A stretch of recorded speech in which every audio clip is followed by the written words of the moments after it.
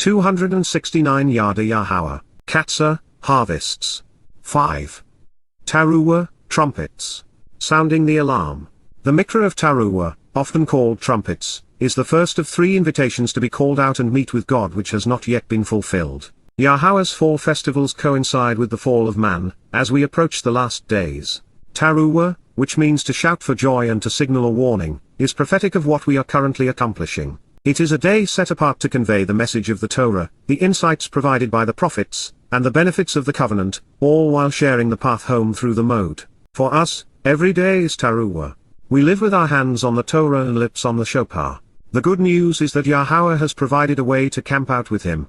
The bad news is that failure to answer God's invitation to capitalize upon his merciful offer will lead to the cessation of one's consciousness or soul.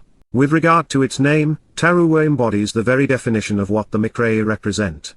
It designates a time to call out to God's people, encouraging them to return home. Speaking of calling out a warning, during their Babylonian captivity, YYV, Jews developed more than just an aversion to proclaiming Yahowah's name, they adopted aspects of the adversary's religion.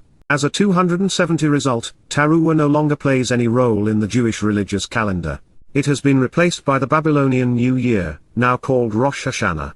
This practice is similar to Christianity's blatant replacement of Passover, unyeasted bread, and firstborn children with the Babylonian religious observance of Easter. It is one of many examples where the precepts of the religious remain in conflict with the revelations upon which they claim to be based. It is one of many reasons a person must be either irrational or unaware to believe in Judaism or Christianity. Prophetically, it is important to recognize that the Miqra'ey of Taruw'ah, the day set apart to shout for joy and signal a warning, is followed by Yom Kippurim, which announces Yahowah's return to his people. The good news is that 5 days later, on the invitation to be called out and meet of Sukkah, camping out, God will re-establish Eden on earth, ushering in the millennial Shabat by camping out with mankind for 1,000 years. As we dive into the message and meaning of God's 5th mode Miqra'ey, please note that Yahowah completed his presentation of the 4th Miqra'ey, the Feast of 7 Sevens, with these words, I am Yahowah, your God. Kara, Leviticus 23:22, it is among the most vital, the most often repeated, and the most errantly translated statements in the Torah. Then following the statement, I am Yahowah, your God, the Almighty introduced the Miqra'ey of Taruw'ah, with these words.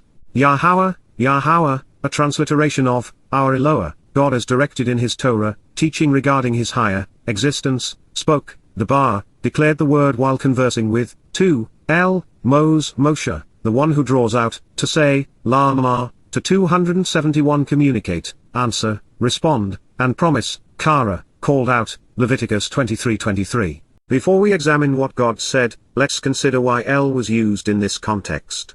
Then we'll examine the full import of Debar and Amar. In addition to being the Almighty's title, El can be a preposition denoting motion and movement toward a person or place, and therefore, it could convey that Yahowah had come to visit with Moses. But more than that, it is instructional to realize that the Hebrew word Yahowah chose to represent his most important title, El, conveys a plethora of relational concepts. El tells us that God wants to be with us, by us, near us, even within us. El affirms that the Almighty is concerned about us, involved with us, and that he works on our behalf and for our benefit. The Debar is the word of God. The verb means to communicate, declare, converse, and speak. The good news is that Yahowah is extremely conversant, ever ready to share his thoughts with us. Moses is a proper name and thus should always be transliterated, never translated. The Hebrew does not include the S sound at the end of Moses, which has errantly replaced the soft Hebrew H. His name is from the verb, masha, which means to draw out. And as such, it reflects upon Moses' role during the Qatsyr, Exodus. He was an exceptional individual. Born among the Hebrews, he would have been murdered as an infant had his mother not floated him down the river. He was raised in Pharaoh's household, a child of privilege with the character to defend his people against the abusive regime. He fled when his own people betrayed him, and then unexpectedly found favor, when he protected sister shepherds against some belligerent men. And it was there, working as a shepherd, that Moses met Yahowah on the 272 very mountain upon which he would receive the Torah. But not before he would reluctantly return to Miqra'ey to liberate the children of Israel and then begin leading them to the promised land. No one on the planet was better equipped for the mission Yahowah wanted him to fulfill. The first 80 years of his life had prepared him to be one of God's most useful implements. And that should be a lesson for us. Proper preparation precedes a productive performance, and it is never too late to serve. It should also be noted that Moses had a speech impediment, and thus considered himself unworthy. But it was his recognition of this personal limitation, which made him reliant upon Yahowah. And as we have come to learn, God is especially effective in wielding a flawed tool. The final word in this opening clause is amar. It is an active verb letting us know that Yahowah was personally engaged in speaking with Moses. It means to say, to tell, to claim, to call, to answer, and to respond, in addition to promise, to intend, to declare, and to communicate thoughts and intentions by bringing them to light. Words are the medium of thought, and they are the means to loving relationships. Without words, we are nothing more than animals. With them, we can know and converse with our Creator. Speak, debar, convey these words, to, for the benefit of, the sons, beni, the children, offspring, and descendants, of Israel, individuals who engage and endure with God, saying, la'amar, to express by communicating, in, bar, the 7th month, ha-hadesh ha-shabi, regarding the promise of renewal, on the 1st, bar ekad, in the initial, of this time of renewal, la ha-hadesh, of the new month, there exists, higher, was, is, and will be, imperfect, actually and relationally with ongoing implications. On your 273 behalf, la atom, a Shabbatown, an empowering and enriching expression of everything associated with the promise of 7, Shabbatown, a special set-apart day to celebrate and reflect on the meaning of the Shabbat and how during it we are enriched and empowered, a Zikaron, the commemoration of an inheritance right which is important to recall and remember, Zikaron, a memorial, sign, and mental reminder, a symbolic maxim. A brief statement set into the official record which helps us to be mindful of our rights and responsibilities as we grow in relationship and are enriched by it, Taruw'ah. Taruw'ah, raise one's voice and make a racket, shout out a warning and sing for joy, announce what is going to occur with meaningful and acclaimed words, screaming and clamoring to get people's attention, a set-apart, Kodesh, a very special and separating, dedicated and purifying, invitation to be called out and meet, Miqra'ey. A summons to gather together and read, reciting and proclaiming, from Ma, to question the implications of Kara, calling out, reciting, reading, and proclaiming, encountering and meeting. Kara, called out, Leviticus 23:24. Yahowah has used Debar and Amar twice each for a reason. His words serve as the primary means to know him, to understand what he wants and is asking in return. Far fewer than 1 in a million people understand the purpose or importance of Taruw'ah. And that is inexcusable since God has pulled out all of the stops in defining it. Sheba, 7 is Yahowah's favorite number because it is the sum of his design equation. 6, representing mankind conceived on the 6th day, in addition to God, who is 1, represents perfection. Its root, Shaba, means, to avow in sworn testimony, and to promise. Vocalized differently, the same 274 consonants convey to be overwhelmingly satisfied. Shaba is also the basis of Shabat, the day we are encouraged to celebrate our relationship with God, contemplating what he has done to fulfill his promises. This is the reason Yahowah introduced 7 Miqra'ey. There are 6 steps we are invited to follow to meet him, all of which lead to the 7th, the place where we are granted the opportunity to camp out with God. Hadesh means to renew, restore, repair, and reaffirm. It is used to introduce a new month when the reflected light on the moon's surface is renewed and begins to grow. As such, Hadesh reflects the purpose of the Miqra'ey, and the reason for their fulfillment. It is also possible that Hadesh is related to Kodesh, the Hebrew word meaning set apart and special, cleansing and purifying. Kodesh is used to describe Yahowah's spirit, the Ruach Kodesh, and everything else important to God. With Taruw'ah celebrated on the 1st day of the 7th month, and with Yah's calendar commencing in Abib, the month of Pesach, Matzah, and Bikurim, it is observed within 2 weeks of mid-September. It is, therefore, the first of the 3 fall feasts. Atom is the plural form of you, which can be represented by you all. It tells us that the Miqra'ey are for all of us, reconciling our relationship with our Heavenly Father. We are being summoned to celebrate living with Him. By using higher in this statement, God reminds us that Taruw'ah was observed in the past, is being fulfilled in the present, and will be celebrated in the future. Written in the Kal Imperfect, the Miqra'ey genuinely exists as part of the relationship with ongoing implications over time. 275 There are 5 Shabbatown described in the Torah in relation to the Miqra'ey, in addition to the special Shabbat celebration in concert with Chag Matzah. This is the second day designated a Shabbatown, with the first appearing in the preamble to the Miqra'ey, Kara, Leviticus 23:3. The third occurs on Yom Kippurim, and is presented in the 32nd verse. Then, in the 39th statement of Kara, called out, Leviticus 23, we discover that the first and last days of the Miqra'ey Sukkah are always celebrated as a Sabbath, regardless of the day of the week upon which they fall. Based upon their positioning and depiction, the 7-mode Miqra'ey are the most important days of the year, so by designating the next 3 as Shabbat, God is revealing that the autumn feasts should garner our undivided attention. Celebrated on the 1st, 10th, and 15th days of the 7th month, Taruw'ah, Kippurim, and Sukkah are nearly as inseparable as Pesach, Matzah, and Bikurim. As we discovered, Yahowah set the entire presentation of his provisions for eternal life, our removal from human perversions, and adoption into his covenant into the context of the Shabat. Then he established the day of our enrichment and empowerment 7 sevens from Bikurim, calling it Shabat, the promise of the Shabat. And now with Taruw'ah, Kippurim, and Sukkah, they are all Shabbat. 7-mode based upon Yahowah's Shabat instructions are fulfilled over 7,000 years. Expelled from Eden just shy of 6,000 years ago, we are on the precipice of our return, camping out in the garden through year 7,000 year. Collectively, the mode lead us away from religion and to the relationship Yahowah intended. Shabbat is a specific term used to describe an empowering and enriching Shabbat observance. It is comprised of Shabat and on, a suffix we examined thoroughly in the opening chapter of this volume, 276 Shabat, promise of 7, enriched and empowered. In Kara, called out, Leviticus 23:17, we discovered that Isharan was accurately conveyed as a tenfold enrichment and empowerment. It is a compound of Isha, 10 and tenfold, and Ashar, to enrich, combined with the added implications of on, empowerment and growth, additional capacity and capability, increased vitality and strength ascribed to the firstborn, Strong's H 202. To affirm these findings, we considered the initial deployment of on in the Torah.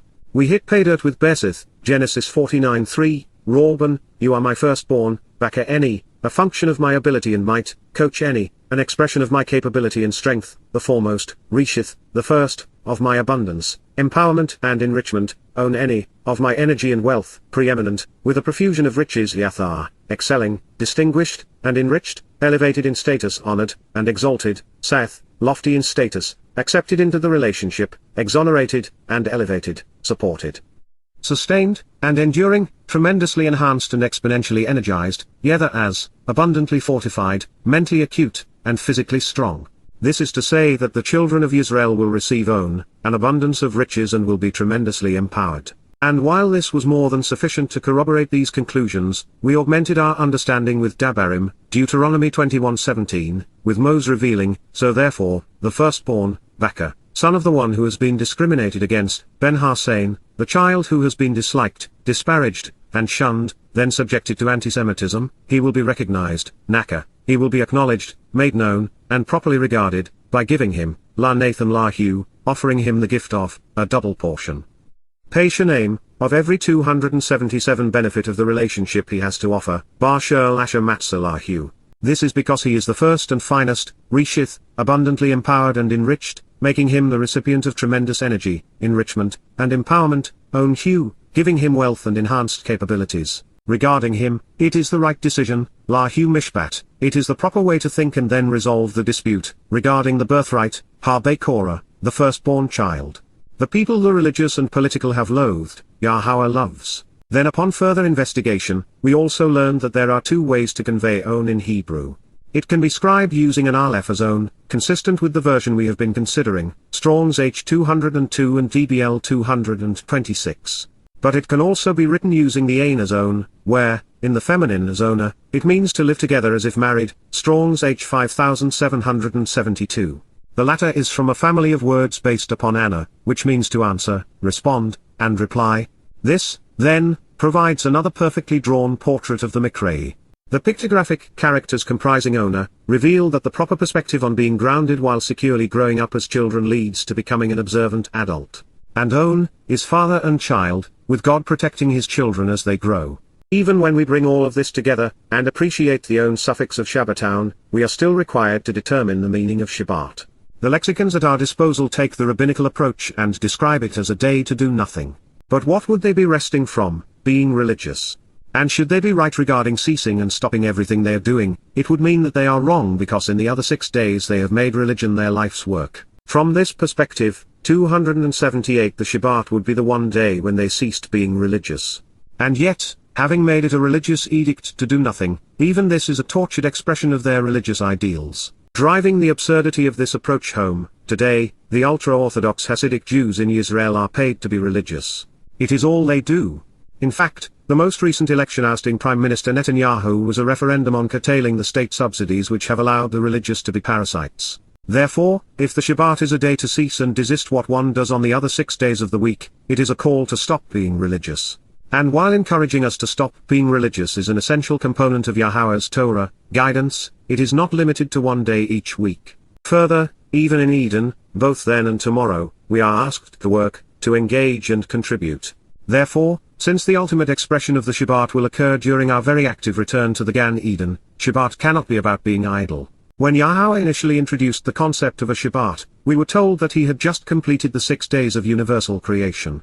So, on the 7th, did he do nothing, ceasing and desisting, as if he were weary and needed a nap, or did he observe and celebrate what he had brought into existence, excited to interact with man? No matter how we approach Shabbat, it cannot be an instruction to do nothing, to cease from being as we are typically, only to return to being religious the following day. Therefore, with Yahowah desiring an active and engaged relationship, the Shabbat is the day to observe what he is offering and asking in return, to consider the Torah and mode and then celebrate the Berith. Further, with Shabbat based upon Sheba, our focus ought to be on Yahowah's promises, especially as they play out within the pattern of 7:279. Bringing this all together, a Shabbatown is a time to engage and act upon what Yahowah is offering by observing his Torah, teaching and guidance regarding our participation in the Berith, covenant family. By doing so, we will come to live together and grow, being abundantly enriched and tremendously empowered by God on days such as these, Chag Matzah, Taruw'ah, Kippurim, and Sukkah.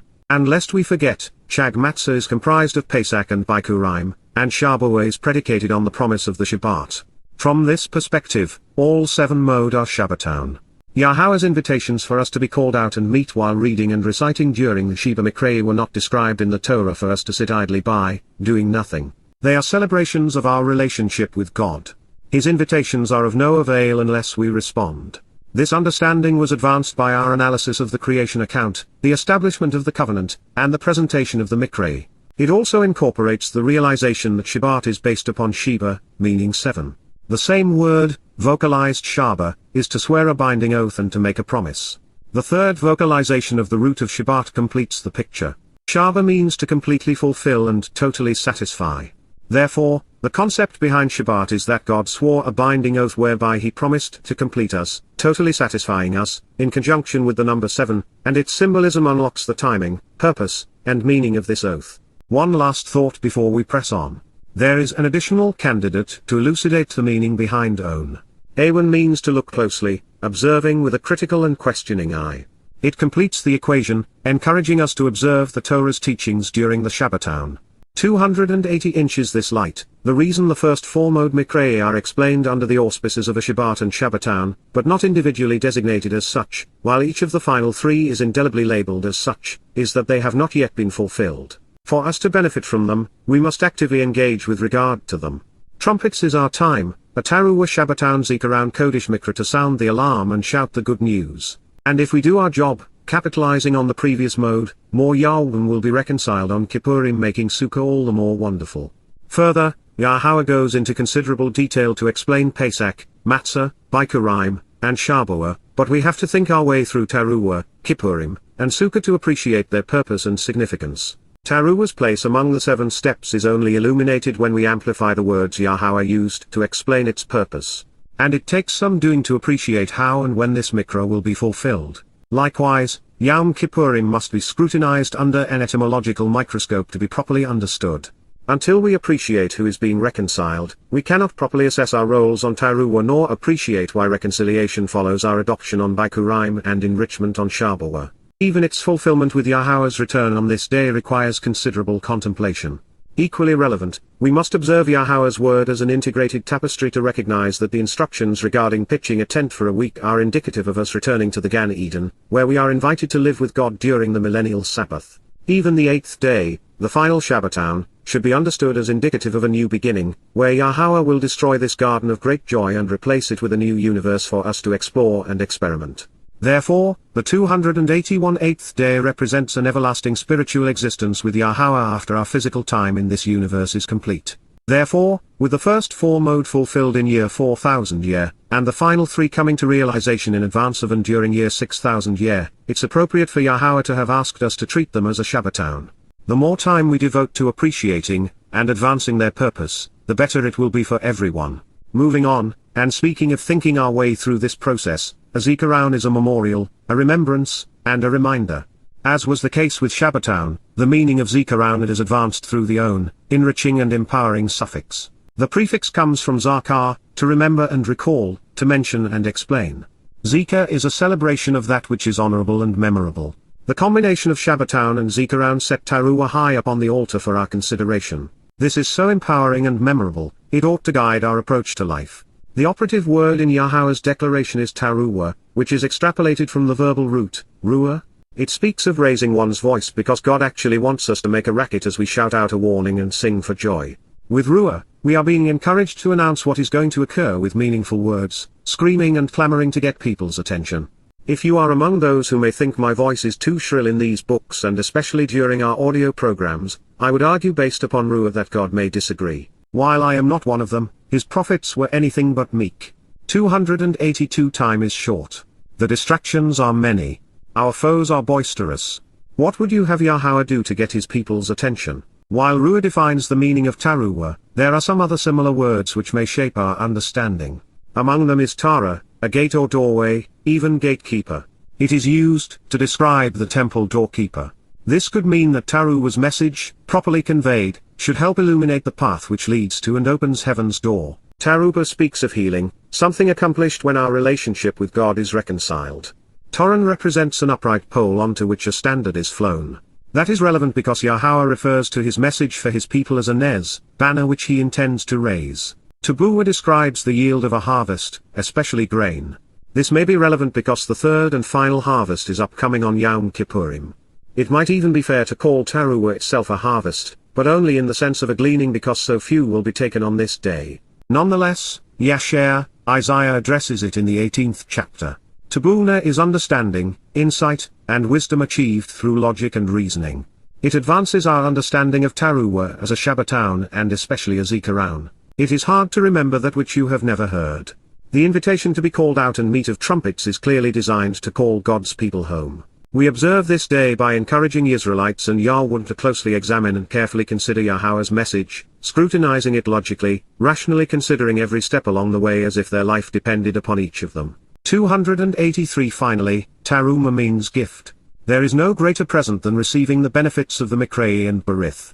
Yahowah is putting us on notice that we have been given the opportunity to Taruw'ah, shout out a warning and sing for joy, conveying his message to those who need it most. It is the next to last step in the exceedingly unpopular path which leads to the reconciliation of his people. Symbolically, the approach of Taruw'ah was to be announced by a blast of a ram's horn trumpet known as a shofar. This trumpet was designed to signal an alarm, to announce something important, to proclaim news, to assemble people for movement, and to blast out a joyous sound in celebration of something wonderful. The instrument itself, the horn of a male lamb, serves as a metaphor for Yahowah's influence in our lives. Therefore, it should not be surprising that Isaiah's presentation of Taruw'ah in the years preceding Yahowah's return concludes by emphasizing the importance of raising our voices, like trumpeting a shofar, to call Yisrael home. Taruw'ah is as much about providing a warning as it is about rejoicing. And that is because Taruw'ah produces a great divide. On this day, the covenant's children will be called, gathered together, and lovingly removed from this world by Yahowah so that they will not have to endure the time of Jacob's troubles. That is cause for rejoicing.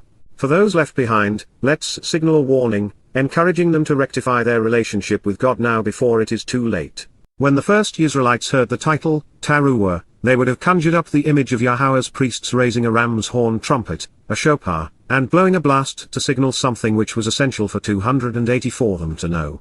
The air they blew into the instrument symbolized our souls, as the Hebrew word for soul, nipesh, also means breath. On this day, some souls will be jubilant with Yahowah in heaven, while others will be warned, now knowing why they missed the ride of a lifetime. The wind instrument was developed out of a ram's horn. A ram is symbolic of God leading and protecting his flock, of the role of shepherds in our lives, and of the Passover lamb. As we continue through this text, the next word in the Kara, called out 23-24 passage defines all Miqra'ey in general and Taruw'ah in particular. Yahowah's Miqra'ey, invitations to be called out and meet our mode, eternal witnesses to appointments with God which are Kodesh, set apart. Something which is Kodesh is either separated from God or set apart unto God. The Ruach Kodesh, set apart spirit is an example of being part of Yahowah, set apart from him to serve us. Kodesh is from Kadash, which is a different vocalization of the same consonants. Kadash means to be prepared by being set apart, being consecrated, and then becoming dedicated. Consecration conveys the idea of dedicating or devoting something or someone to a godly purpose. This is what happens to us when we are immersed in the Ruach Kodesh. Today, reciting the Word of God is the best way to observe each of the Miqra'ey. Our observance should recognize that the first four mode were magnificently fulfilled, such that we can celebrate what they mean to us and our fellow covenant members. On Taruw'ah, our celebration focuses on sharing that there are two more promises to be fulfilled. Those who understand them, who trust and rely upon them, will enjoy the benefits attributed to them. 285 The final word in this passage affirms that the Miqra'ey are not racial in nature, parochial, optional, abrogated, or insignificant. They are an open invitation to meet with God. A Miqra'ey is also a summons, which is a formal and official mandate by an authority to appear on a specified day for a specific reason. Yahowah has asked us to meet with him at this time and for these reasons, setting the day apart from others to rejoice in the relationship he has made possible. According to Yahowah, his Miqra'ey have not been repealed. They were not just for the Jews. We listen and attend or die. So let's listen, again. I am, Eni, Yahowah, Yahowah, your God, Elohim Atom. Qatsyr 23:22, then, Yahowah, Yahowah, spoke, Debar, to, Moshe, to say, Lama, Qatsyr 23:23, speak, Debar, to, the children, Beni, of Yisrael, saying, Lama, in, Bar, the 7th month, Ha-Hadesh Ha-Shabi, on the 1st, Bar Ekad, of this time of renewal, La Ha-Hadesh, there exists, Haya, on your behalf, La Atom, a Shabbatown, an empowering and enriching expression of everything associated with the promise of 7, Shabbatown, a Zikaron. The commemoration of an empowering and enriching inheritance which is important to recall and remember, Zikaron, Taruw'ah, an opportunity to raise one's voice and make a racket, shouting out a warning while singing for joy, Taruw'ah, which is a set apart and special, Kodesh, invitation to be called out and meet to recite and welcome, Miqra'ey. Kara, Leviticus 23:24. Then continuing to speak of the festival known as Trumpets, Yahowah reintroduces a familial friend. Refrain from engaging in or attempting to produce, lo asar, do not bring about or try to perform, kel imperfect, any part of the service, shel aboda, any 286 of the duties of the Malakah, maternal counselor, Malakah, the spiritual messenger and heavenly representative, appear before, approaching, karab, come and draw near, be present with, the feminine manifestation of the fiery light, Isha/Isha, the maternal warmth of the fire by our adoptive mother who enlightens, purifies, and elevates, to approach, La, toward and concerning, on behalf of and according to, Yahowah, the proper pronunciation of Yahowah, our Eloah, God as directed in his Torah, teaching regarding his Hayeh, existence and our Shalom, restoration. Kara, called out, Leviticus 23:25. We first met the Malakah as we were introduced to Chag Matzah. This was also the first mention of a Shabbatown. The announcement reads, and, Yahowah, spoke these words to, Debar Moshe, in order to promise and say, Lama, 23:1, under the auspices of free will, convey the word, Debar, of God on behalf of, the children, Beni, of Yisrael, and say to them, Amar Elhem, the Modim, appointed meeting times, mode, of Yahowah, are to show the way to the benefits of the relationship, Asher. You are continually and genuinely invited to attend, Kara, the Maz Ethem, set apart, Kodesh Miqra'ey, invitations to be called out and to meet, Miqra'ey. These are, Alehem, Modim Eni, eternal witnesses to my appointed meeting times, Mod Eni. Kara 23:2.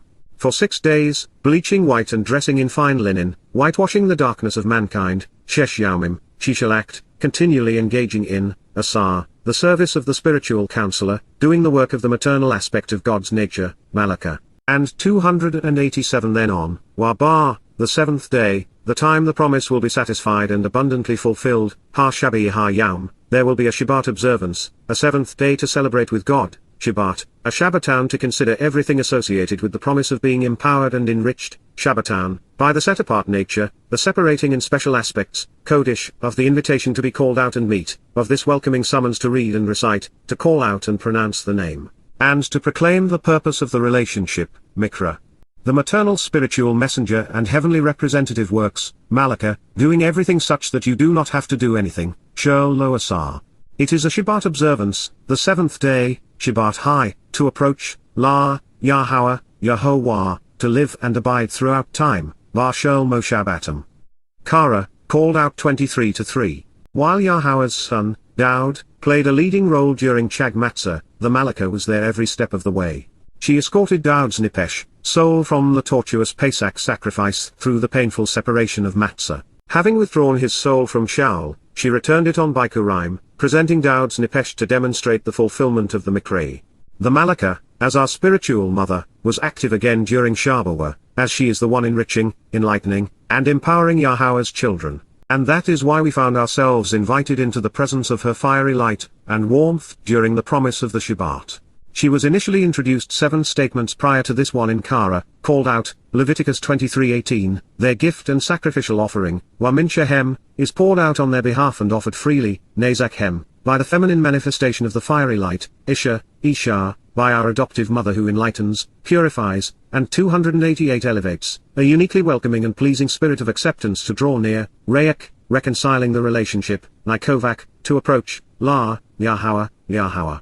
After discovering that Malakah was the feminine form of Malach, spiritual messenger and heavenly representative in the Pesach, Passover, the Door of Life chapter of the Miqra'ey, Invitations volume of Yada Yahowah, we contemplated the meaning of Isha in the opening chapter of this, the Mode, Appointments volume. Therefore, we are aware that Aleph Shin Heh speaks of all things feminine and maternal in addition to fire, making her the feminine manifestation of God's fiery light, a source of enlightenment and warmth. Reading right to left in Paleo-Hebrew, the is the first letter in the Hebrew alphabet and the initial symbol in El, God's title, and Ab, Father. It speaks of God being a shepherd among his sheep, leading and protecting his flock as a parent. The is symbolic of nourishing words, and thus of God's testimony. The concluding makes this word feminine while presenting the beneficiary of the Malakah's godly message, humankind. In the pictographic characters which initially comprised the Hebrew alphabet, Malakah was written. Water, for its life-giving and cleansing properties, is symbolic of the set-apart spirit. The shepherd's staff conveys leadership, protection, and salvation provided by one who is living with the sheep. And as we know, the ram depicts Yahowah leading and protecting us. The is an open hand, the universal symbol of a welcoming greeting, friendship, and support. This is followed by the Hey, which not only makes this title feminine when it appears at the end of a word, but also depicts the result, an observant individual standing up and reaching up to God. These symbols served to define these terms. 289 Isha's association with fire is particularly relevant. Fire is used as a metaphor for judgment, the separation of good from bad, for light and enlightenment. Fire warms, comforts, and purifies. And the rising nature of a fire's smoke and heat are symbolic of our souls being elevated and uplifted. Further, Isha's feminine connotations serve to reinforce the maternal nature of the Malakah. She is our adoptive mother, a source of maternal illumination, nurturing, and warmth. And as we are aware, the Ruach Kodesh, set-apart spirit is feminine, and thus our spiritual mother. She provides the maternal support needed within a family. And she adorns us in her garment of light which embodies many of the positive aspects symbolized by fire. As we have shared previously, we find that most English translations reorder the Hebrew terms, Shol Malakah Aboda Lo Asar, and then they render them, do not, lo, do, asar, any, Shol, laborious, Aboda, work, Malakah, as if there were some kind of work which is not laborious. It also infers that Malakah is actually Maseh, and thus from asar, meaning to do work, instead of the feminine of Malach, spiritual messenger. Why would God use 3 different words for work unless they all conveyed something unique? And if he meant to say ordinary work, why did he use the word for spiritual messenger, rather than any of the many Hebrew terms for work? There is no mistaking the fact that Malakah is the feminine of Malach, and that the Malach are Yahowah's representatives, envoys, messengers, and implements. While they all work for God on our behalf, there is no etymological basis for work in Malach. It is actually from an unused root meaning to dispatch as a deputy. 290 To reinforce the concept that Malakah depicts Yahowah's set-apart spirit's contribution to our Genesis, and does not depict man's work, God defines the term the first time he uses the word.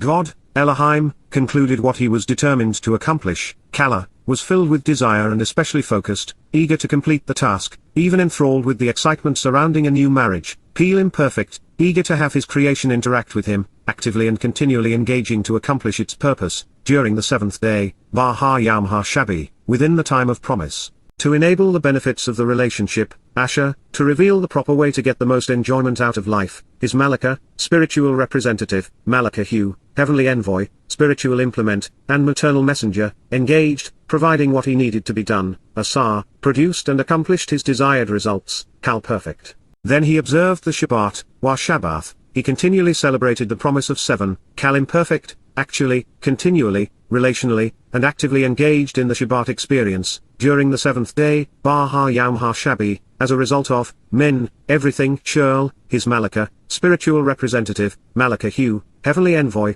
spiritual implement, and maternal messenger, accomplished and produced, Asar, engaged in and acted upon to achieve his desired results, providing what he needed to be done. For the benefit of the relationship, Asher, for life to be fulfilling and enjoyable, setting off on the proper step.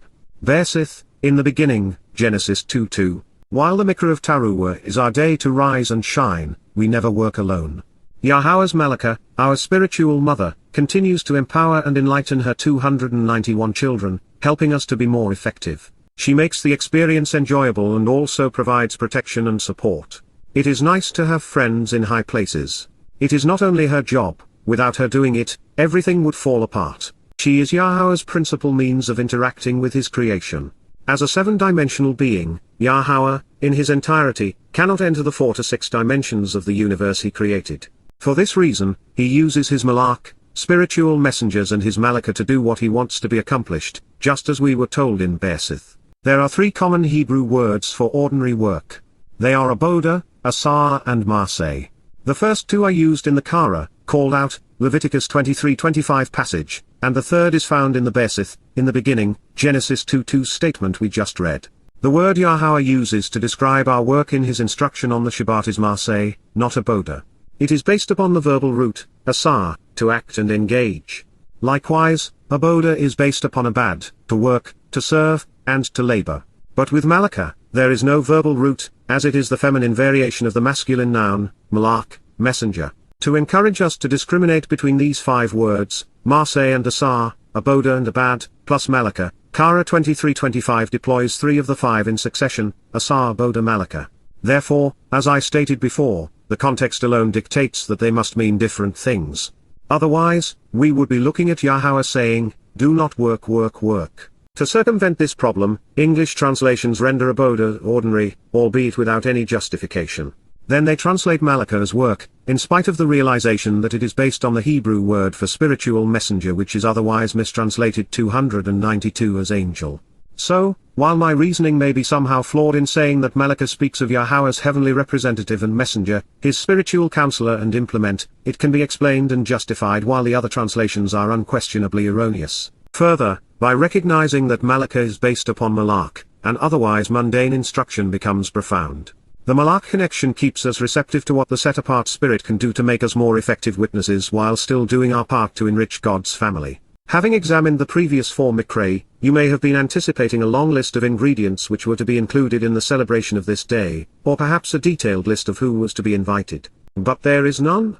After these 2 statements, Yahweh moves on to his presentation of Yom Kippurim.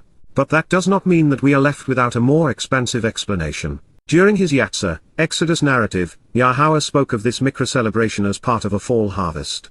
Taruw'ah was presented as an ingathering and reaping. We considered his commentary during our review of Bikurim and Shabuah because God's insights apply to all 3 Miqra'ey. His guidance regarding Taruw'ah begins in the 10th and 11th verses of the 23rd chapter of Shemoth, Exodus. There, Yahweh uses one of his favorite metaphors, that of sowing seeds and then harvesting the result to underscore the nature of his 6+1 approach to restoring our lives. In the 12th statement, God links this explanation to the Shabbat as he amplifies the first of his 7 instructions. 293 6 years, Washesh Shana, you should sow, Zerah, your land, Eth Erez Otter, and gather in, Asaph, the produce, Eth Tabuah, thereof, high.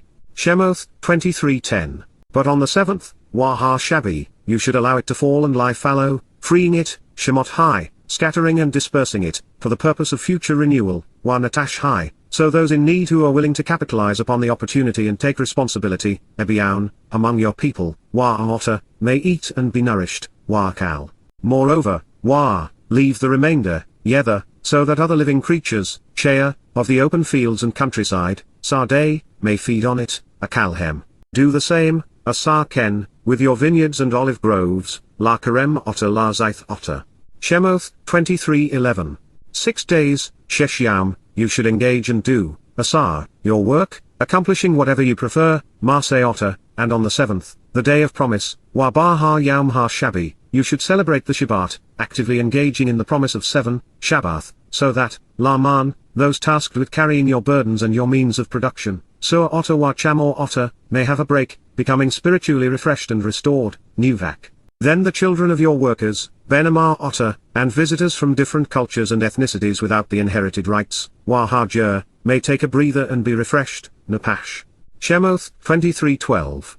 In all things, Wabah Shirl, that benefit the relationship which, Asher, I have shared, Amar, with you, El Atom, be observant, Shema.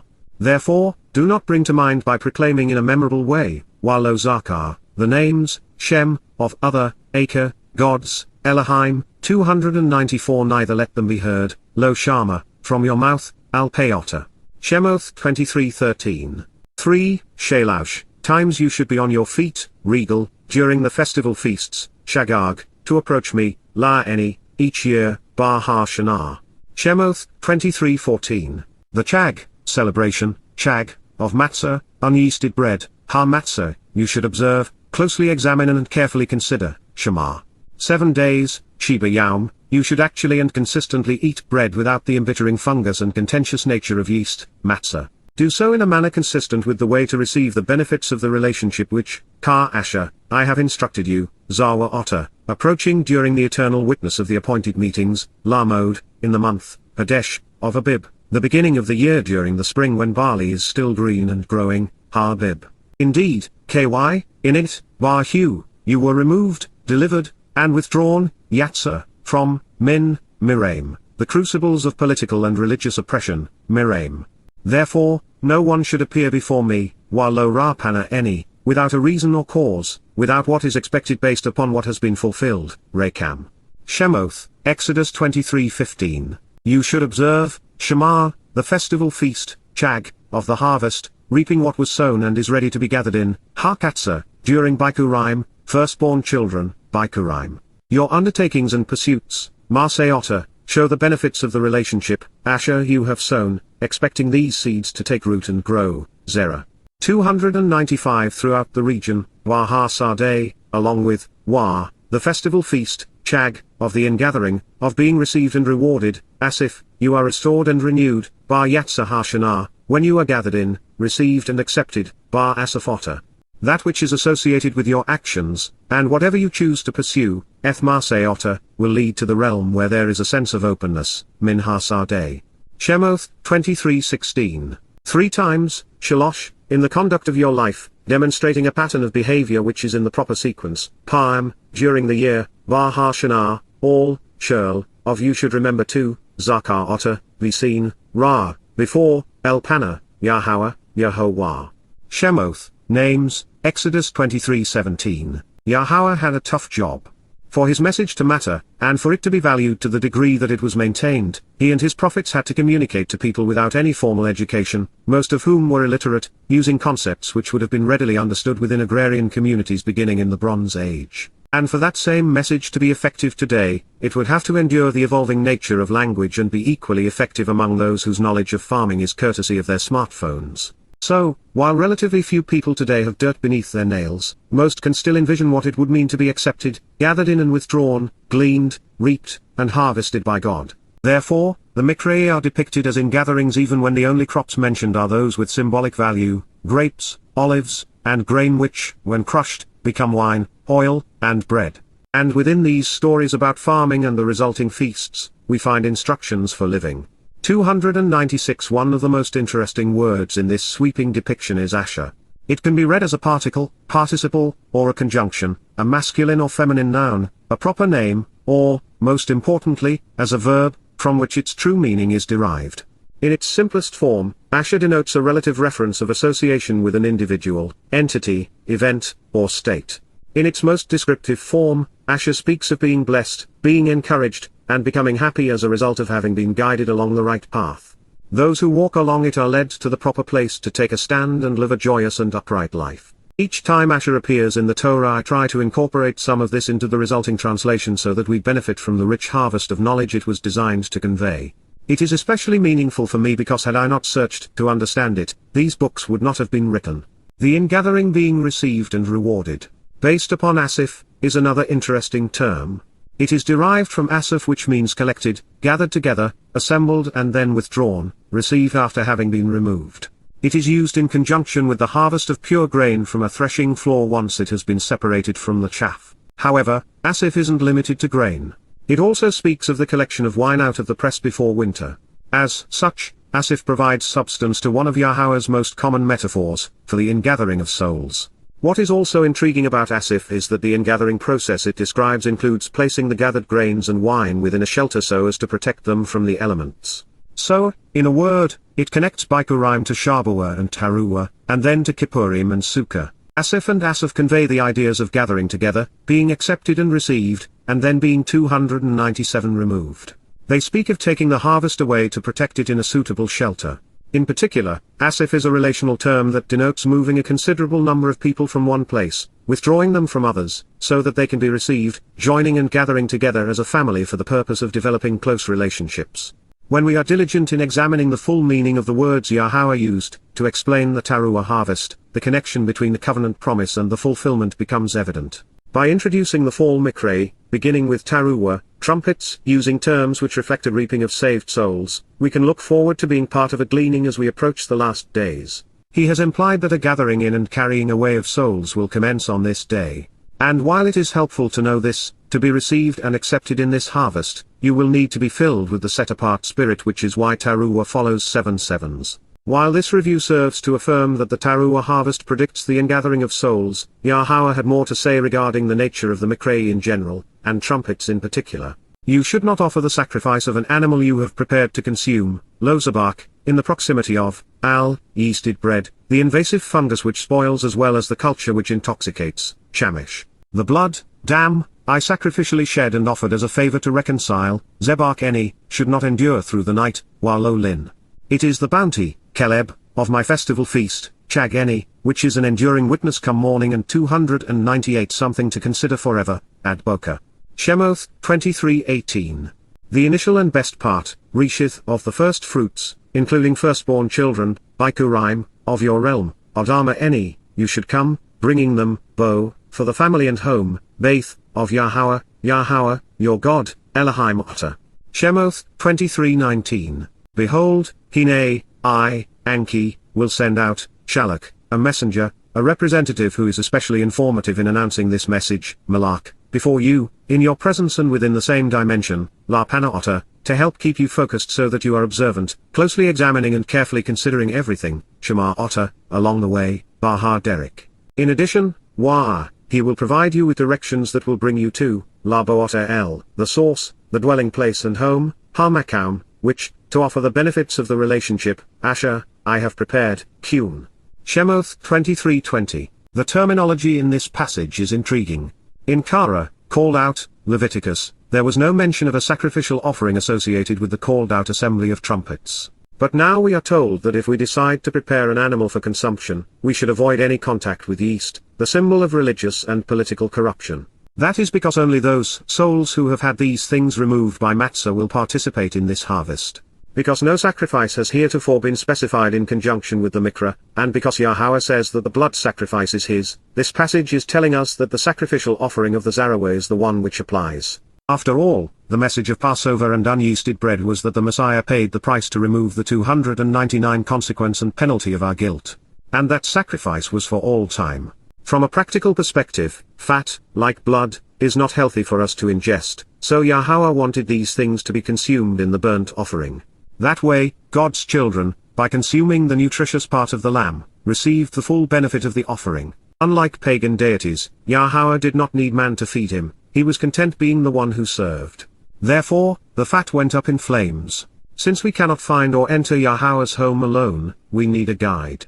Yahowah's Torah and prophets serve in this capacity, as do remarkable individuals such as Noach, Moses, Shamuel, and Daud, even Yirmiyah and Yesher. Whomever the guide may be, the lesson itself is clear: Yahowah is calling and guiding his people home. And through this messenger, God's message can be readily discerned and understood. You should choose to closely examine and carefully consider this, becoming focused and observant, Shema, regarding his appearance and presence, Min Panahu. Of your own volition, listen, Shama, through his voice, Bar Kaulhu.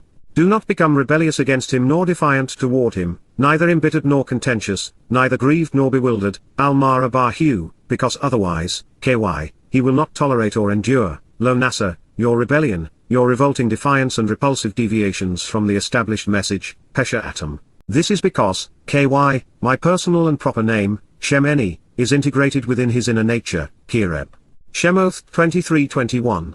300 Indeed, KY, if, him, you listen very carefully, Shama to his voice, Bar Kaulhu, and engage, acting upon, Wasar, everything that I say for the benefit of the relationship, Shur Ashadabar, then, I will be openly hostile toward, those who oppose you, demonstrating rancor toward your adversaries, Otter. I will, when required, besiege and defeat, your foes, Zara Otter. Shemoth 23:22. Surely, KY, my Malak, messenger, Malak Eni, will go, Holok, goes about and travels, before you, La Panaotter, so that, he can help you return, Bootter, to what has been said and promised, El Emery, Amar. Then the terrorists will be abolished, Waha Chitti, Chattath, including the militants who claim that the country belongs to them and who want to divide it, Waha Parasi, Paras, as they will be humbled and subdued, Waha Kanani, Kana, to make this declaration known, Ha Kiwi, Chor. Therefore, I will reject them, and I will kick them out, Waha Ibuzi, Wybuz, and then I will efface them, annihilating them, causing them to disappear at that moment in time, Wakakadhu. Shemoth 23:23. You should not vocally support their gods nor speak on behalf of their deities, Lo Chor La Elohim Hem. And, you should not serve them, Lo Abad Hem. You should not do as they do either, Wa Lo Asar Karmaseh Hem. Rather instead, KY, it will be you who will overthrow them, Haras Hem. 301 So, then you should break apart and crush, Wa Shaba, their sacred monuments and holy objects, Matsabahem. Shemoth 23:24. Therefore, you should work with and serve on behalf of, Abadeth, Yahowah, your God, Elohim Otter, and he will bless, Barak, your bread, Ethlechem Otter, and your water, Ethmaim. Furthermore, I will remove, this sickness, Michaela, from your midst, Min Kireb Otter. Shemoth, names, Exodus 23:25. Humankind will be harvested or humbled, reconciled or removed. And this is what makes Taruw'ah so vital at this time. Our warnings matter. Let them not fall on deaf ears. There are additional references to the Taruw'ah Harvest in the Torah, Prophets, and Psalms beyond the two passages we have already examined. The most interesting are found in Yeshaya, Isaiah, with the first of these in the 17th chapter. There we are told the where, why, and when of the harvest. This prophecy begins in context, revealing that the longest continually inhabited city will become a tangled heap of rubble. The prelude to the harvest in this case is as important as the event itself. So let's begin at the beginning. A prophetic pronouncement regarding Massa, a prophecy designed to encourage partiality by being discriminating, a timely declaration regarding a future burden or hardship, Damascus, Damascus, capital of Syria, the predicted epicenter of World War III, from Dharma, a weeping sore, Dima, tears of sorrow, Doman 302, corpses covered in dung and damum, to grow dumb and be silenced, also considering the DSS spelling, D-round, contemptible and abhorrent, and Darban, to go ill prod, and damn, bloody sock, sacks, body bags. Behold, Hine, look up and pay attention to, Damascus, Damascus, is revolting and corrupt and will be removed from among inhabited cities, so Min-ir, is degenerate and unrestrained and thus shall be rejected and abolished as a population center. The city will be abandoned after enduring anguish and terror, because this anguishing ass of a town is displeasing. In the Hophel stem this fate was foisted upon Damascus, and as a participle, Damascus will come to embody unrestrained corruption. She shall actually become, Wahaya, a twisted and tangled heap, a distorted and crooked mound, and a perverted and contorted pile, from Awa, vent, twisted, and distorted, perverted and invalid ruin, of fallen buildings and rubble, Mapula, of destruction and deserted collapsed structures, from Naphal, fallen prostrate, overthrown and inferior. Yashea, Yahowah's salvation, Isaiah 17:1. Abandoned and forsaken will be, Azab, rejected, deserted, estranged, destroyed, and damned are, the inhabited and terrorized regions, ear, the populated and anguished cities filled with the displeasing nature of religious temples and shrines, as well as wrathful donkeys of Aroer, the repudiated outcasts, Aroer, of the exiles, a reference to Palestinian refugees, of the Arnon Valley in Ammon, Jordan, of the renounced and destitute who are laid bare, of those stripped of all pretense, of the impoverished wild asses, a reference to Islam through Ishmael, from Arar, to be stripped of all pretense. For there will be, Lahaya, roaming animals fighting in militant militias along with their helpers, Adar, unified jihadists gathered with their helpers, a 303 reference to the Muslim Ansar, helpers who fought, plundered, and terrorized alongside Muhammad and who comprise the ranks of Islamic terrorist organizations today, to fight in herds, acting like goats, camels, or donkeys abandoned as a group because they will have collectively missed the way and will fail miserably. But they will cease and prostrate themselves, warabats. They will pause to stretch out and down in a reclining posture, falling prostrate, symbolic of Islamic prayer, because there will be no one left to terrorize, and karad, none to make fearful who will tremble, and no one to drive away through acts of terrorism.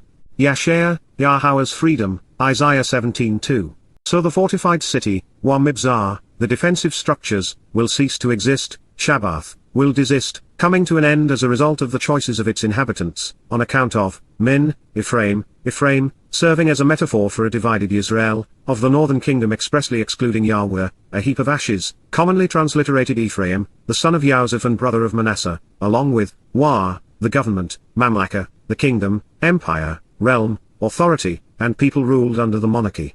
Out of, Damascus, Damasik, including, the remnant, Sar, a remaining portion, a residue, of Aram, Syria, Aram, for being similarly, vehement and burdensome, Karbowed, fanatical and onerous, abundantly wealthy and overly glorified, from Kabad, hardened and grievous, ignorant and dim-witted, hard-headed and stupid, enraged and troublesome. The children, Beni, of Yisrael, of individuals who engage and endure with God, shall actually continue to exist, Haya, prophetically declares, Naum, Yahowah, of the vast array of spiritual messengers and envoys, Shaba.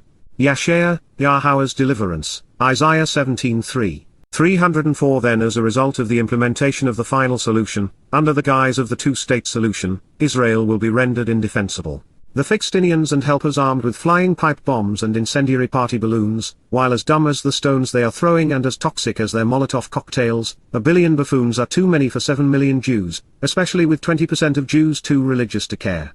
And it will actually come to pass, in that day, Yaum, around this time, that the size, Karbowed, that the magnitude, dimensions, and volume, that the respect and dignity, that the reputation and abundance, that the presence and power, that the honor and status, of Yaakov, Israel, Yaakov, I am the one who replaces and supersedes by circumventing and overreaching using treacherous means.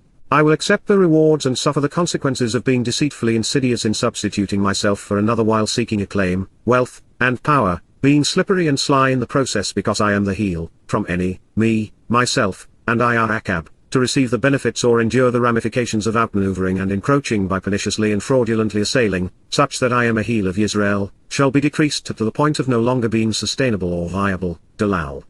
Shall be diminished, making the state incapable of surviving. Being thinned and impoverished so that normal life becomes impossible to support, will be weakened, lacking what is essential, from Dala, to devise a plan which stirs up troubling impoverishment. The fattest, best protected, and most important place, Mashman, the waste or midsection, the stoutest and most populated area, the most prosperous tract of land, akin to Mashma, to horrify and devastate, of his body, Hubasar, his physical existence, shall be leaned, razor, made thin and shrink in size, will be sacrificed to 305 the cause of pagan gods, becoming untenable and unsustainable, all in a wasteful and unproductive manner, from Raz, to hide the ultimate agenda of Razan. Diseased dignitaries and sick government officials. Yahowah's salvation, Isaiah 17:4. By saying in that day, Yahowah has affirmed that the divestiture of Israeli land is tied to the fall of the Syrian regime. Although that is what America has sought, the Sunni jihadists seeking to overthrow Bashar al-Assad are far worse, not only for Syrians, but also for Israel. It is why it is so counterproductive for the United States to be arming and supporting them. Especially troubling, by tying the Syrian war to the surrender of Israeli land, America becomes overtly culpable. The United States is guilty of starting this proxy war through the invasion of Iraq, whereby that nation was placed under the control of the Iranian religious regime. Worse, Through the US military's Awakening program, weapons were supplied to create Sunni militias in Iraq, and it is those weapons and those jihadists who first turned a peaceful political protest in Syria into a devastatingly deadly war, one that has precipitated the greatest migration of Muslims in history, inundating Europe with religious anti-Semites. Contemporaneously, America essentially capitulated on the Iranian nuclear program, not just once but twice, freeing Iran's assets while re-establishing her ability to sell sufficient amounts of gas and oil to assure that the threat of an atomic bomb and potent military will continue to influence world opinion. This grave miscalculation will cause nations to capitulate on Israeli territory, hoping to avert the threat of a nuclear event escalating into total annihilation. One error in judgment will lead to the next, and then to another, in an avalanche that will inundate the heart of the Promised Land with terrorists. 306 This prophecy specifically states that the size of Jacob, serving as a synonym for a united Israel, shall be decreased in magnitude and dimensions such that it becomes unsustainable, making the tiny nation indefensible and vulnerable. It portends that this reduction will be incompatible with Israel's continued existence. And it will occur at the nation's midsection or waist, which is foretold to be its most important, prosperous, and populated region. This utterly moronic land for peace and two-state solution diplomatic proposition, has the world forcing Israel to cede control of Gaza, and the West Bank over to the Muslims whose announced and unchanging core religious, political, and military agenda is to destroy them. Giving more land, a commodity Muslims already have vastly more than they need, to a religious community that has never upheld peace, may be among the dumbest notions ever promoted by world leaders. And yet the very fact that this irrational and immoral trade is inevitable, along with the realization that it is universally upheld, only serves to reinforce the validity of this prophecy. While we would be hard-pressed to find another ethnicity which survived 400 years as exiles and 80 as slaves, the wholesale destruction of their nation by the Assyrians, Babylonians, and Romans, or an event akin to the Nazi Holocaust, the Israeli victory in the War of Independence in 1949 is arguably the most inexplicable. And yet, even then, the whole of the Gaza Strip and the entire West Bank remained part of Egypt and Jordan respectively, thereby still precluding the thinning of a united Israel as this prophecy portends.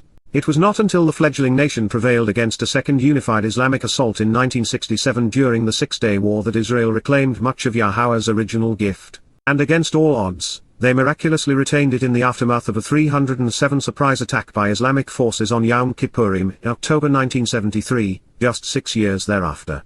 But there is much more to this prophecy. America's invasion of Iraq would lead to the Syrian war, ultimately making the destruction of Damascus the catalyst for the ill-advised act of sacrificing Israelite land for promises of peace. In fact, it is hard to imagine how political miscalculations and religious malfeasance had to congeal within this region to set up the events Yahowah has foretold, making them inevitable. Furthermore, when this prophecy was committed to writing nearly 3 millennia ago in the waning days of the 8th century BCE, somewhere between 740 and 730, Israel was being ripped to shreds, its cities razed, and its people enslaved. The notion that there would be a united Israel to rip apart would have seemed ludicrous. Moreover, we possess ancient verifications of these predictions. The Great Isaiah scroll dates to 200 BCE, and is the oldest surviving complete copy of any book written in antiquity. What are the odds of any of this?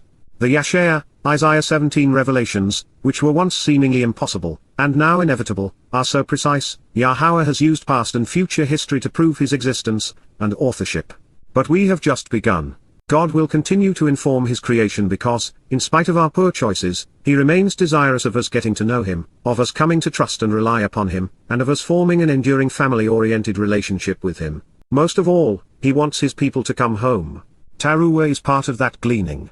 Therefore, hoping that we will be gathered in during this reaping of saved souls, we are told that the narrowing of Israel occurs in conjunction with a harvest of standing grain, a reaping of first fruits, and specifically, a gleaning, which is a smaller, secondary harvest of olives. This is why we turned to this 308 prophecy during our review of Taruw'ah. God is revealing when this Miqra'ey will be fulfilled. Then it shall be, higher, like, car, similar or comparable to and consistent with, the gathering in and receiving, asaf, joining together and bringing in, collecting and then assembling before removing by way of an ingathering and withdrawing through guidance, of a harvest, Qatsyr, a reaping of the fruit from the chaff in the proper season, from Qatsyr and Qatsyr, to cut away the branch so as to remove it from a short but extremely vexing time of grief. a time which must be shortened due to the extent of the vexing provocation of uncontrollable anger, the divisive anguish and devastating rage, and grievous wrath on the sustainability of life by fragmenting and splintering relationships to the ends of the earth during the end of time, of standing grain, Kama, that which is upright and has the ability to stand and rise, from Kum, to affirm, validate, and establish the standing and upright so that they might rise, and, Wah, his protective shepherd, sacrificial lamb, and the one who sows his seeds, Taruw'ah, his leading ram and his strong arm, from Zara, the one who sows seeds which take root and grow, producing offspring, a reference to Daud, David and his Taruw'ah herald, will reap the harvest, Qatsyr, he shall gather that which is productive, useful, and valuable from fields, orchards, and vineyards, collecting fruit from the chaff in a season which must be curtailed by cutting them away so as to remove them from a short but vexing time of unbearable grief experienced during the last days and to the ends of the earth, so as to sustain their lives and withdraw them from a time of anger and anguish, of first fruits, Shibolim, the heads or kernel of the grain and the branches which are flowing and growing. Then, Wah, it shall be, higher, he will literally come to exist at this time, Kal perfect, as one would conduct 309 Ka, in a manner similar to, a gleaning, Lakart, a rapid gathering up of what is left, quickly removing the remaining harvest, speaking of a numerically insignificant ingathering and implying that a small amount is collected in relation to the energy expended to grasp hold of them, and withdraw them, of first fruits, Shibolim. The heads or kernel of the grain and the branches which are flowing and growing, in, Bar, the broad valley of Raphaim, Emek Rapkim, the dead and departed without material substance, the souls of the deceased along the broad and open way, from Rapha, defects which could have been healed by a physician, restoring the impaired to health and Rapha, to be feeble and falter, to be left alone during a descent from a higher place to a more diminished status as a result of being lazy and limp. Habitually refusing to exert the effort required to prevail, a broad and open valley just over 4 miles west-southwest of the Temple Mount in Jerusalem. Yada Yahowah freeze, Isaiah 17:5. The timing of this event during the last days, the diminutive nature of the gleaning, and the depictions regarding the reaping of first fruits all point to the fulfillment of the Taruw'ah, Trumpets harvest immediately after the implementation of the two-state solution.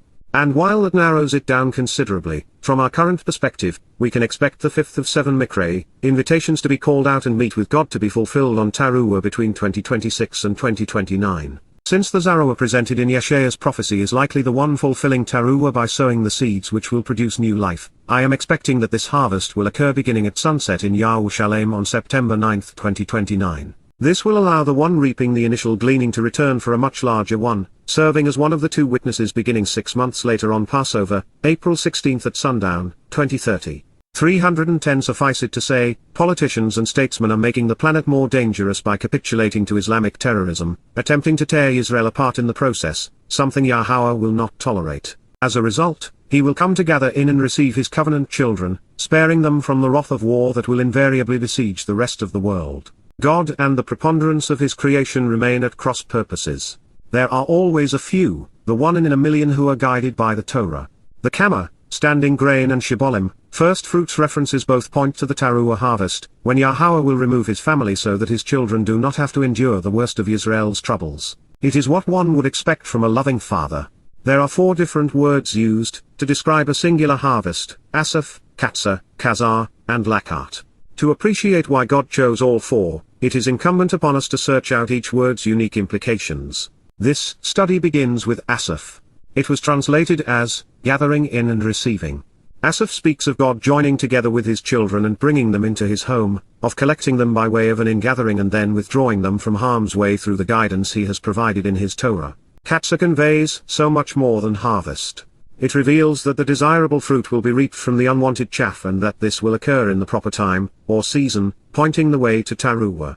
This is one of his favorite metaphors, one that he uses 3 times throughout his presentation of the mode Miqra'ey to present a picture everyone throughout time could understand, of reaping a harvest such that the valued fruit of one's labors, the covenant's children, are brought into 311 the storehouse and that which remains, the chaff, is left to blow away unattended and unvalued. Additionally, Qatsyr presents the idea that the branches, another metaphor for the covenant family, will be cut away and set apart from a short but extremely vexing time of grief.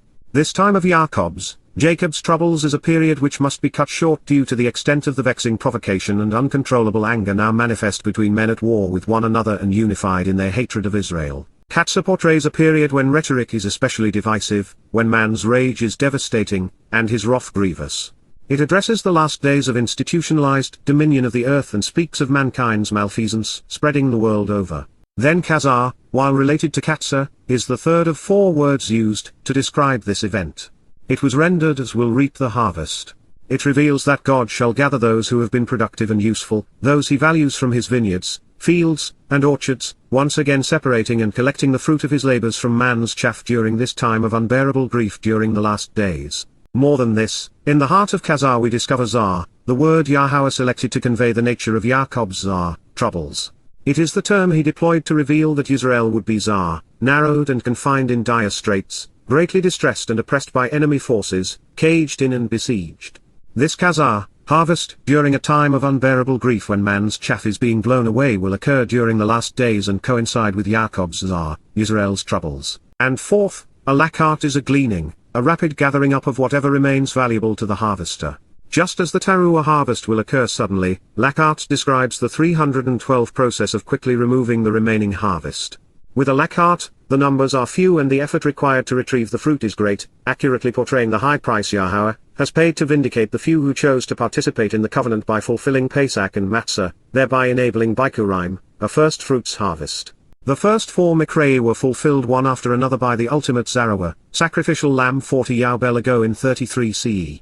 So now on the precipice of year 6000 year, God is announcing that he will once again honor his promises and fulfill the Taruw'ah harvest. This time, however, the little Z will be serving on behalf of his king, the protective shepherd, Daud, who is the strong arm of God. The purpose of Taruw'ah is to herald Daud's return with Yahowah to fulfill Kippurim, reconciling the relationship with the remnant comprising the final harvest. Collectively then, this lakart, gleaning, or secondary harvest establishes the Miqra'ey of Taruw'ah in its rightful place as one of 3 harvests of saved souls. Additionally, by calling it a gleaning, God is affirming that the yield will be small. This is consistent with his written proclamation on the first of the 2 tablets when he wrote, "Thousands will receive his mercy by observing his covenant's conditions. Thousands amongst billions are just 1 in a million." This is the 5th step on the narrow way to life which few find. Shibbolem is an affirmation of Yah's plan, used to portray the connection between this secondary harvest and that of firstborn children which preceded it 40 Yobel ago in year 4000 year. It serves as an allusion to the timing of the first 3 Miqra'ey, Pesach, Matzah, and Bikurim, each of which occurs during Abib, the time when young barley ears are still green and growing at the head of the grain. This then speaks of a time when Yah's children are still receptive to his invitations, rather than mature, hardened, and easily crushed. We know that they are 313 receptive because they are walking in accord with the guidance and teaching that flows out of the Torah. In this regard, Qamma is revealing because, based upon Qum, it confirms that the protective shepherd of God will take a stand on behalf of those who have listened to him calling them home. Yah's covenant children are the standing grain. They are represented by the 2 letters repeated in God's name. Those depicted by these are reaching up to grasp hold of Yahowah's hand as a result of what his Taruw'ah has accomplished. The Taruw'ah, as this title is defined in the Torah, has already done more for us than anyone in human history, by serving as the sacrificial lamb of Pesach. And while I did not fully appreciate its other connotations when I first drafted this chapter, now having returned to it after completing the first 2 volumes of Coming Home, I am at liberty to share that properly identifying the 3 Taruw'ah will lead us to the Promised Land. Considering the timing and the propensity of the world to inaccurately view the Muslims living within Israel as Palestinians, Raphaim is presented in Shamuel, 2 Samuel 5:18 and 22 as the valley in which the Philistines yet again came and spread out in a place they did not belong. Further, Raphaim depicts the souls of the deceased, the dead and departed, which is telling because it is from the dead and dying that God's covenant children are being saved so that they might live. The souls of Raphaim are beguiled into following the broad, open, and wide way of man to their death. In this regard, Raphaim is from Rapha, which reveals that those who remain retain the defects which could have otherwise been healed by the physician. This addresses the Torah's propensity to cure all that ails us. But because they rejected Yahowah's Torah, they are immune to the 314 restoration it provides, ensuring that their health remains impaired. Rather than exert the effort required to prevail, these lazy and limp individuals without character will become feeble and falter. After all, Raphaim was a broad, wide, and open depression less than 5 miles from the narrow path, close, but not correct. With the realization that this passage lists the thinning of Israel immediately before the harvest, there is every reason to conclude that Taruw'ah will be fulfilled at the last possible moment and, thus, just before the worst of the worldwide carnage begins. It also seems reasonable that the treaty alluded to in Daniel, the one which appears to usher in the beginning of the time of Jacob's troubles, will be predicated upon Israel sacrificing land as this prophecy predicts. Doing so will shrink the nation back to the vulnerable and unsustainable dimensions depicted in the 1967 United Nations Security Council Resolution 242. It will reconstitute the conditions which existed before Muslims lost the Six-Day War.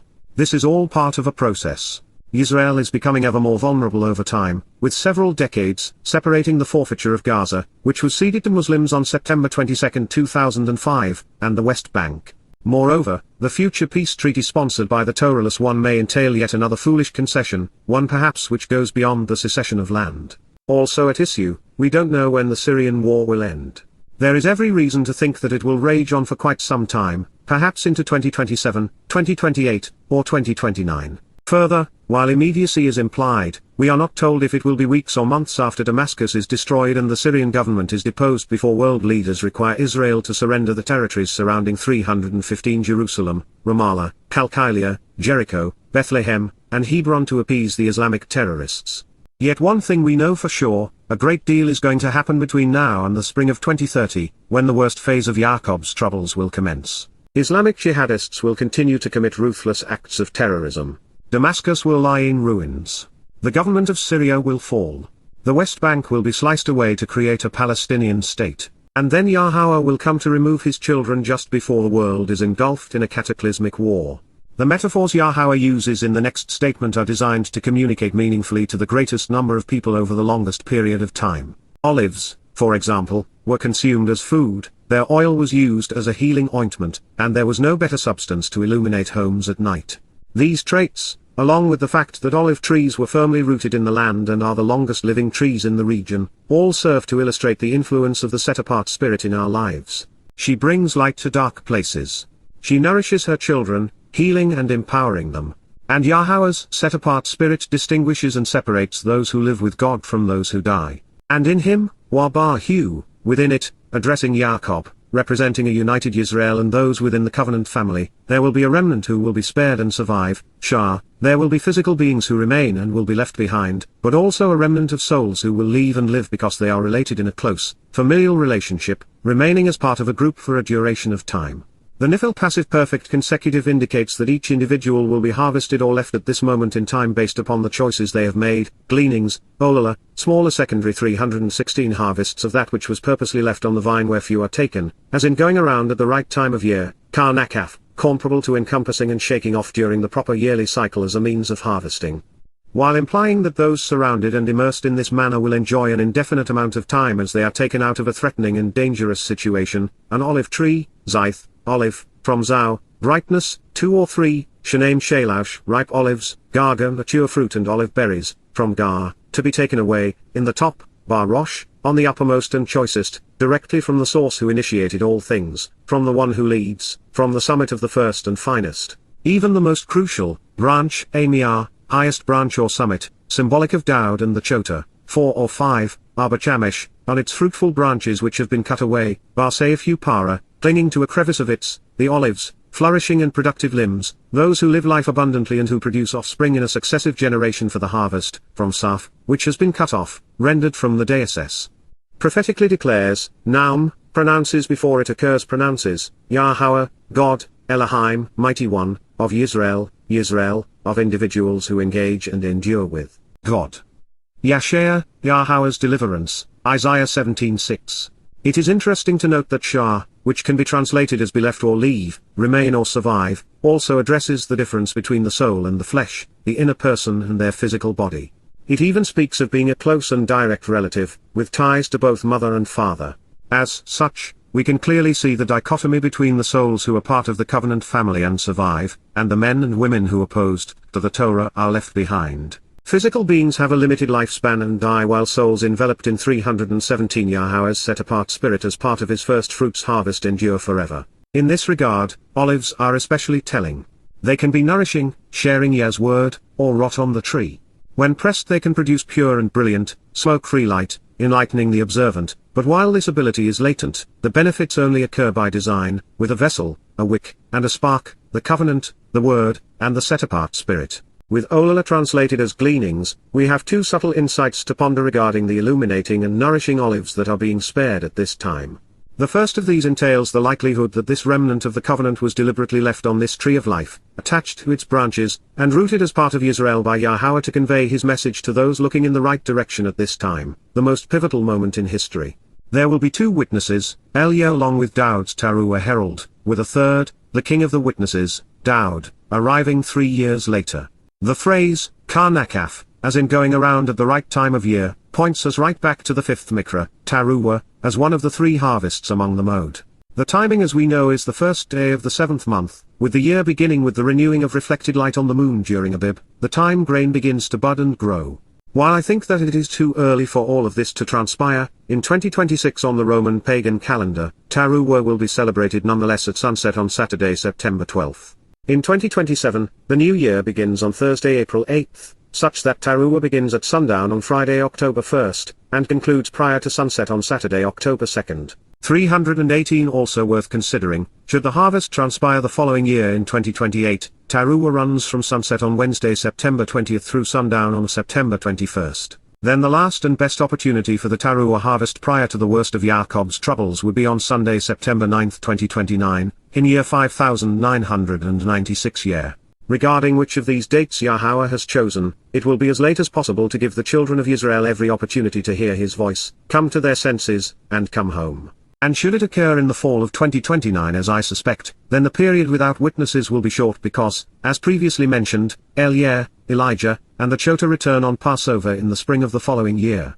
3.5 years thereafter, Yahweh will be returning with Daud. Karnakaf paints a picture of Yahweh immersing his children in his light, of him encompassing them and surrounding them so that his children enjoy the full amount of time remaining. God is quite literally gathering up and taking these ripe, ready, and valued olives away so as to keep them safe during a threatening and dangerous situation. That menacing and perilous circumstance is the time of Jacob's troubles as defined in Jeremiah 37, a prophetic statement properly positioned just ahead of the moment when, in Jeremiah 31, Yahweh restores his covenant with Israel and Yahudah. While we have considered it previously, it bears repeating that the zithe, olive is used as a metaphor in this situation because the tree endures the centuries. Its branches were used as a sign in a dove's mouth that the flood had subsided, and life had been restored. Its fruit, the olive, produces the ideal light when burned and is especially nourishing and healthy when consumed. 319 Shanaim, meaning 2, and Shalaush meaning 3, remind us that, while there are 2 witnesses, there are 3 harvests among the Miqra'ey, invitations to be called out and meet with God. The former is indicative of a small number where few are involved and of taking sides. The latter depicts a series of 3 things, as is the case with 340 Yaubel epochs defining the history of mankind and of the 3 times each year that the Miqra'ey are celebrated. Further, 2 speaks of a man and woman coming together as husband and wife and then father and mother, while 3 is indicative of a family, with the addition of a son or daughter, and thus of the covenant. As we have insinuated and will further elaborate in a moment, the spectrum of time from our expulsion from the garden to our return is comprised of 3 periods of 2,000 years. Reinforcing this, the numeral 2 in Hebrew was depicted as a, or family home, indicative of both the Gan Eden from which we came and Sukkah, where we will return and camp out with Yeh in his home. And the numeral 3 in Hebrew was drawn as a, foot, showing us walking through these 3 bimillenary epochs, and ideally along the path he has provided. Arbaim, 40, defines a duration of time, often of testing. It rained 40 days and nights during the flood. The Torah was revealed over a 40-day period on Sinai, where the sign was handed to the children of Israel after enduring 8 decades as slaves in Miraim, and wandering in the wilderness for 40 years. Looking at the big picture, man's time is divided into 3 periods of 40 Yaubel, 40 by 50 years equals 2,000 years. The first of these 340 Yaubel periods commenced in 3968 BC when Adam and Chor were expelled from the garden. The second began 40 Yaubel thereafter in 1968 BC when Abraham affirmed the covenant with Yahweh in year 2000 year.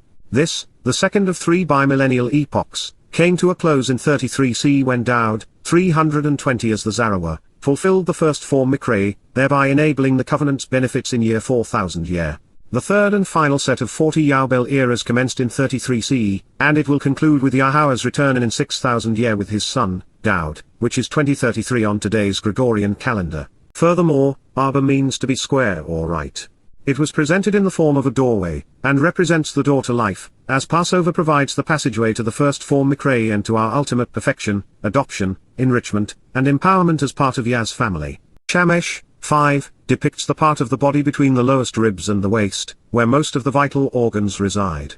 It suggests that this message is vital, if we want to continue living. As our abdomen, it may even suggest that those being harvested were careful regarding what they consumed, so that they were nourished by Yah's word. Especially revealing, the Hebrew designation for the numeral 5 is an observant individual standing up, looking up, and reaching up for Yahweh's hand. It is, after all, during these celebrations of the Yobel every 50 years that all debts are forgiven and all slaves are freed, such that everyone has the opportunity to stand with God should they so choose. Moreover, there are 5 hands in Yahweh's name, 5 fingers on our hands, 5 conditions to participate in the covenant, and 5 benefits for having chosen to embrace them. There is yet another insight found in the numbers 4 and 5. The first 4 mode Miqra'ey, satisfied in year 4000 provide the covenant's benefits with the fulfillment of 1, Pesach, 2, Matzah, 3, Bikurim, and 4, Shabat, enabling us to be 1, eternal, 2, perfected, 3, adopted, 4, enriched, and 5, empowered. And Taruw'ah 321 itself, is the 5th of 7 invitations to be called out and meet with God. This is the path which leads to the harvest. The depiction of the gleaning as 2 or 3 and then 4 or 5 olives, with the smaller number associated with the uppermost and choicest branch and the larger one with its fruitful branches which have been cut away, is designed to identify, quantify, and distinguish the relatively small number of individuals who will be taken home. The smaller of the two communities represents the Israelites, the direct descendants of Jacob, who will be reaped from the top of the olive tree at this time. The larger figure most likely represents fruitful Gentiles who will be gleaned as adopted children as a result of embracing the conditions of the covenant affirmed through Jacob and for giving rise to successive generations of Yah's children, making this harvest possible. Both participants in this secondary harvest of some 700 or, more optimistically, 7,000 souls, 2 plus 5 or 3 plus 4, the naturally born and the adopted, will leave earth together on the Miqra'ey of Taruw'ah following the destruction of Damascus and the thinning of Israel, but likely before the final Islamic assault against God's people and land. If the smallest and largest numbers, 2 and 5, or the largest and smallest, 3 and 4, quantify the numbers harvested from each community, then I expect 7,000 members of the covenant will be brought out of the world and into Yahweh's home on Taruw'ah. Since there will be 8 billion people on the planet at this time, the number serves to affirm the 1 in a million quantification found in the second statement Yahweh etched in stone. Our Heavenly Father would have every reason to protect His children, removing them from the corruption and carnage man is about to unleash on the world, leading them away from the valley of death. 322 This Taruw'ah gleaning is approaching rapidly. It is set between unfolding events, the ongoing destruction of Damascus, the depopulation and fall of Syria, and the dissection of Israel's midsection, but prior to the time that Muslims react or Israelites return to Yahweh as the covenant is renewed. This is a fairly narrow window. Therefore, we should keep focused on the Torah with Damascus in our peripheral vision, anticipating the fulfillment of one and the demise of the other. We should expect the Syrian conflict to continue until there are so few civilians on one side or the other to kill that the surviving Islamic jihadists turn their weapons and rage against Israel. We should expect that the US will continue to interfere, counterproductively trying to impose its will throughout the region and thereby remaining its principal provocateur and arms merchant. And now we know that Israel will eventually capitulate.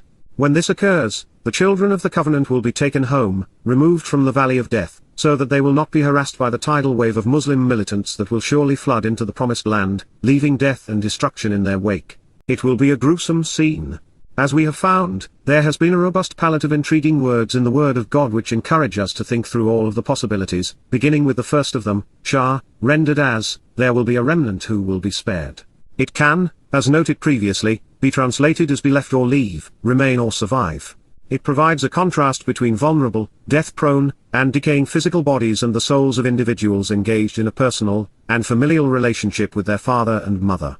I suspect that both concepts apply depending on who is being addressed, recognizing that when some leave others remain. 323 With both connotations possible, let's re-examine God's presentation.